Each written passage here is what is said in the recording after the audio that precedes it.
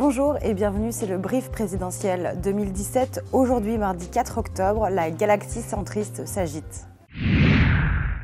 Ils ne participent pas à la primaire de la droite, mais veulent quand même peser sur le débat. Difficile d'y voir très clair. D'un côté, l'UDI Maurice Leroy soutient Nicolas Sarkozy. Ce matin, c'est Philippe Vigier, le président du groupe UDI à l'Assemblée, qui annonce son soutien à Alain Juppé.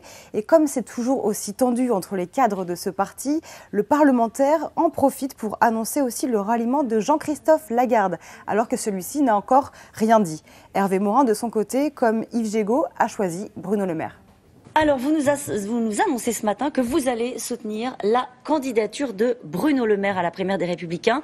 Ça veut dire que vous ne choisissez pas le nez sur les sondages, Hervé Morin. Écoutez, moi j'ai fait un choix qui est un choix assez simple. J'ai fait le choix du renouveau et de l'homme qui défend le renouvellement de la vie politique française. Bénédicte Matran, responsable de la communication de l'agence Visibrain, analyse l'activité des candidats de la primaire à droite sur Twitter. Alors cette semaine encore, c'est Nicolas Sarkozy qui a été le plus cité sur Twitter, près de 400 000 fois je crois. Mais pourtant, c'est pas lui qui a connu la plus grande progression. Je crois que c'est Bruno Le Maire, c'est ça ? Tout à fait, Mathilde. Nicolas Sarkozy est le plus cité, mais c'est celui qui a connu la plus faible progression même. Bruno Le Maire a connu véritablement une explosion de sa popularité. On a plus de 210% de tweets sur son nom. Et c'est notamment dû à un tweet dans lequel il publie ses comptes de campagne. Et alors, c'est pas vraiment dû à ce tweet, c'est surtout dû au timing de ce tweet. Il l'a publié pendant la diffusion de l'émission Envoyé spécial sur l'affaire Big Malion, dans lequel ses adversaires donc, sont mis en cause. C'était bien sûr une stratégie savamment étudiée de la part du candidat. D'accord. Et je crois que Nathalie Kosciusko-Morizet aussi connaît une importante progression. Elle est très médiatique, très présente. Comment on peut l'expliquer ? Alors, c'est un des plus gros regains de popularité cette semaine, Nathalie Kosciusko-Morizet. Elle a plus 121% de mention de son nom sur Twitter. Alors, il y a deux explications médiatiques majeures. La première, c'est son passage sur Le Quotidien de Yann Barthès. Et la deuxième, et sûrement la principale, c'est l'interview qu'elle a donnée pour le journal Le Monde et dont elle a elle-même fait la promotion sur son Twitter. En revanche, je crois que pour Jean-Frédéric Poisson, qui est un candidat un peu moins connu que les autres, c'est plus difficile. Il est beaucoup sur le terrain, il tweete beaucoup. Je crois qu'il a fait 78 tweets cette semaine, mais il n'a que très peu d'impact. Oui, alors c'est vraiment important de voir la différence entre activité et impact. Donc, un des moyens de le faire sur Twitter, c'est de voir à chaque fois qu'un candidat prend la parole, le nombre de reprises, qui sont appelées retweets. Donc, pour un candidat comme Jean-Frédéric Poisson, on est à 70 tweets qu'il a publiés lui-même, mais on n'est à que 56 retweets par tweet.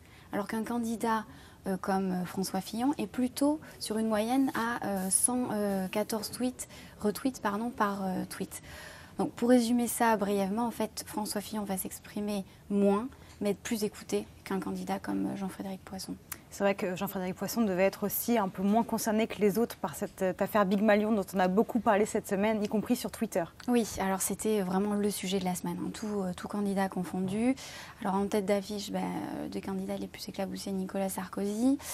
Et en fait, une comparaison assez étonnante, hein, qui est beaucoup remontée de la part des internautes, c'est une comparaison avec le footballeur Serge Aurier, qui a été condamné à 2 mois de prison pour violence. Et les internautes disent alors que Nicolas Sarkozy, qui est impliqué dans plusieurs affaires, peut lui être candidat à la primaire. Et donc ça a donné beaucoup de tweets du type de ceux qu'on voit s'afficher à l'écran. Merci beaucoup Bénédicte Matran et on se retrouve mardi prochain. Merci Mathilde, à mardi. Hier, le braquage de la star Kim Kardashian a fait réagir les politiques. Philippe Poutou, qui est candidat à l'élection présidentielle, s'est indigné sur Twitter du montant du butin. Il a plaidé pour la redistribution des richesses. Ses propos ont créé tout de suite un bad buzz. Il s'est ensuite ravisé. Au même moment, la maire socialiste de Paris, Anne Hidalgo, et Nathalie Kosciusko-Morizet se sont opposées sur cette question de la sécurité.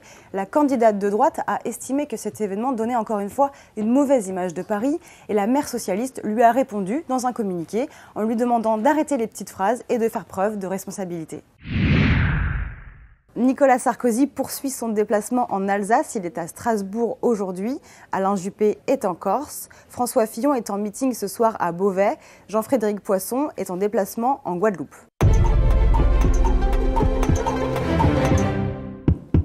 Luc Châtel, bonjour. Bonjour. Je ne sais pas si vous connaissez le scan politique du Figaro. Je le connais. Vous le lisez régulièrement? Je le lis.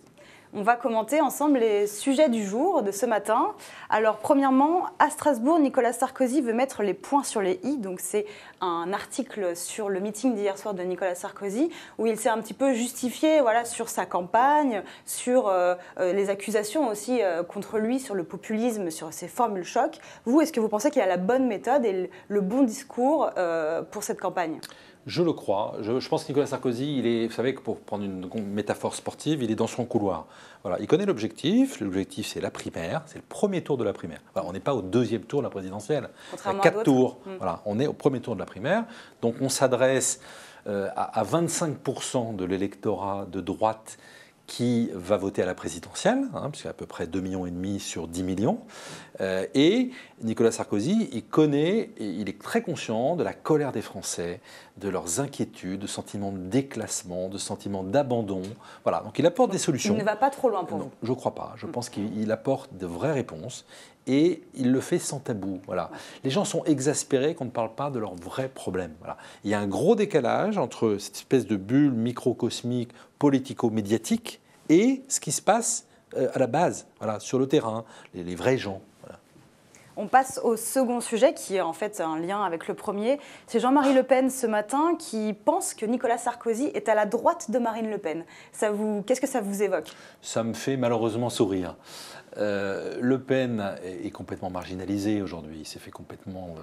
Il y a eu une OPA de sa fille sur le fonds de commerce de la famille Le Pen et il essaie d'exister. Voilà. Il voit une élection présidentielle arriver.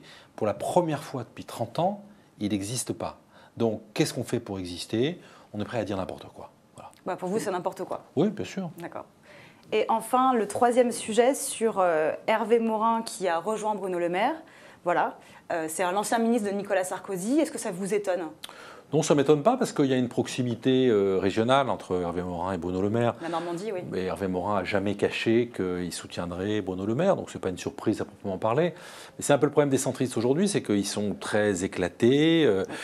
Moi, j'aurais souhaité, je vais vous dire, que les centristes aient leur candidat, puisque d'ailleurs nous l'avions prévu, nous l'avions intégré dans notre règlement. Donc je regrette que les centristes soient un peu obligés aujourd'hui, par procuration, de soutenir des candidats de la primaire des Républicains. Voilà. Merci beaucoup, Luc Châtel. Merci à vous. C'est ce soir à Strasbourg qu'Emmanuel Macron va présenter son diagnostic de la France. Il en parle depuis des mois, mais a priori, il ne fera toujours pas de réelles propositions. L'ancien ministre qui a démissionné à la fin du mois d'août du gouvernement espère dépasser les 20% d'intention de vote dans les sondages avant d'annoncer sa candidature. Merci à tous et à demain.